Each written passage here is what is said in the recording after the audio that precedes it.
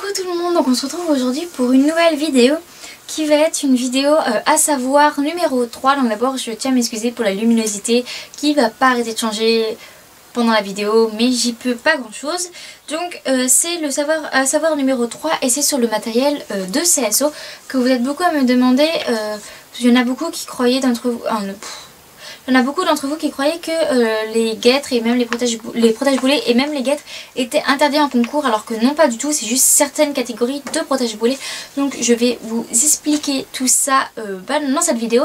Donc je vais vous parler du matériel qui est interdit et le matériel qui est autorisé. Donc voilà, pour commencer nous allons parler du matériel qui est interdit, parce que il y a beaucoup de matériel qui est interdit pour des normes de sécurité.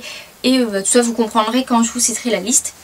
Donc pour commencer, les cravaches plombés à son extrémité et les cravaches de plus de 75 cm sont interdits.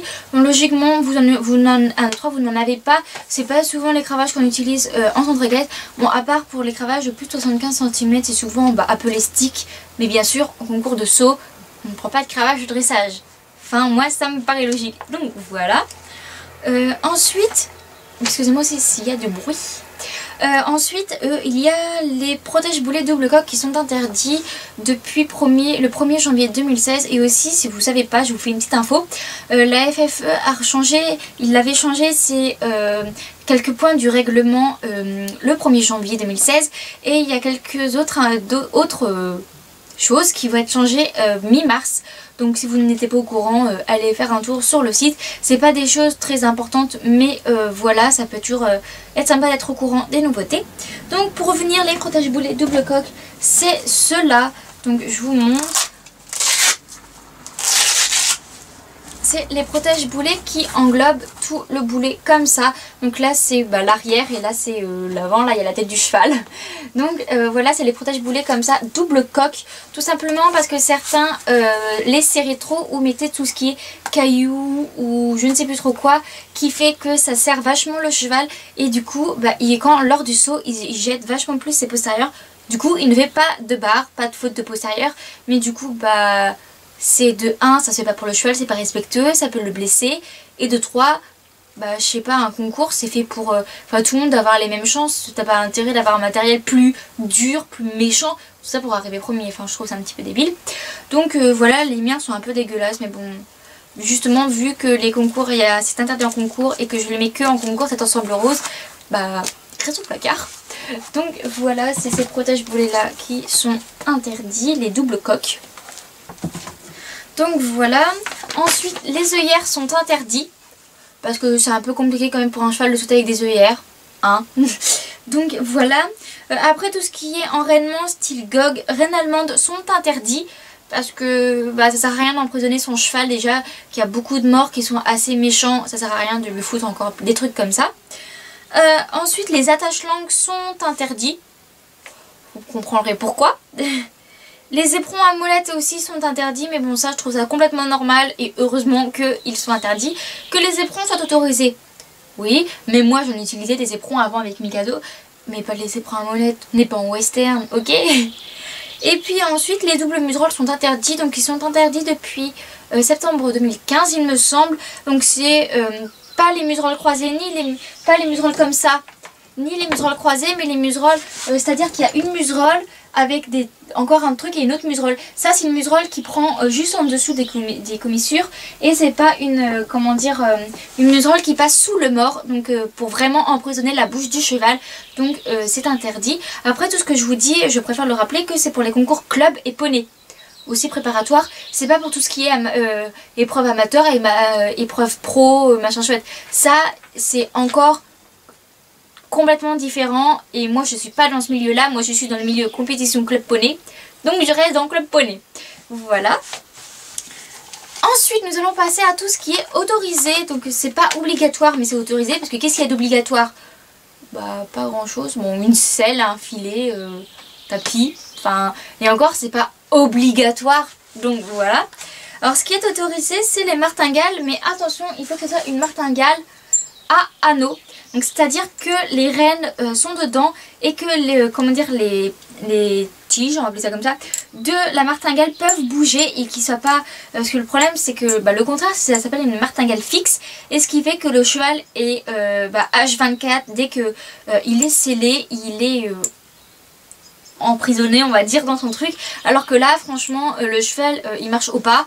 Si il est au pas, il n'y a aucun problème, ça fait comme si qu'il n'en avait pas, ça n'agit pas du tout, ça agit que selon le besoin. Donc il y a juste ces martingales là qui sont autorisées. Ensuite l'arnachement sans mort, c'est-à-dire tout ce qui est side pull, licol bricolé, on peut dire ça comme ça, ou filet sans mort, ou après il y a plein de noms, donc moi je connais pas tous les noms, puis c'est pas un truc... qui m'intéresse beaucoup tout ça, la montre sans mort, machin chouette. Enfin si, mais j'en fais pas et je vais pas en faire parce que je monte en club et que voilà. Donc voilà, tout ça est autorisé, mais bon après ça dépend des jurys, des commissaires de piste et tout. Mais logiquement ils doivent vous laisser aller sur la piste avec sans mort quoi. C'est pas interdit contrairement au dressage où là par contre c'est très compliqué d'y aller sans mort. Ensuite, les morceaux de cuir moumoute, tout ça sur soit les montants du filet, donc c'est-à-dire tout là, comme là, et aussi sur les rênes, parce que tout simplement il y a beaucoup de chevaux l'hiver quand ils sont tondus qui ont les poils très courts, et ce qui fait que justement le frottement des rênes sur l'encolure, parce que on a beau avoir galop je sais pas combien, on a les mains qui bougent à cheval, ça on n'y peut rien.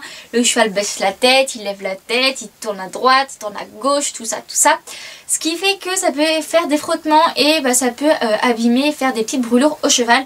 Du coup les moumoutes sont autorisées, et sur les montants du filet, parce qu'il a le filet est limite trop grand, il va dans les yeux, ou parce que le cheval a des problèmes de peau, la peau très fragile, les bouts de cuir et de moumoute sont autorisés sur la muserolle, du moment qu'ils sont pas épais, qui ne gênent pas le cheval, qui sont qui c'est pour le confort du cheval et pas pour le gêner.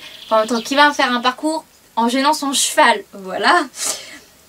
Ensuite le hackamore est autorisé, mais c'est le hackamore simple, donc il me semble ça veut dire que la branche doit faire moins d'une quinzaine de centimètres il me semble, mais je suis pas sûre du tout, tout simplement parce que ça reste de la compétition de poney cheval, ce n'est pas de la compétition vraiment officielle au point de vous gagner de l'argent si vous gagnez, si vous gagnez pas, enfin je sais pas, c'est pas votre métier, donc ce qui fait que les hackamores sont acceptés, mais vu que ça reste méchant quand on ne sait pas l'utiliser, on est obligé de réglementer, parce qu'on ne peut pas dire tiens toi tu sais monter, t'as le droit de monter avec un hackamore, toi tu sais pas monter, t'as pas le droit, tu peux pas dire ça.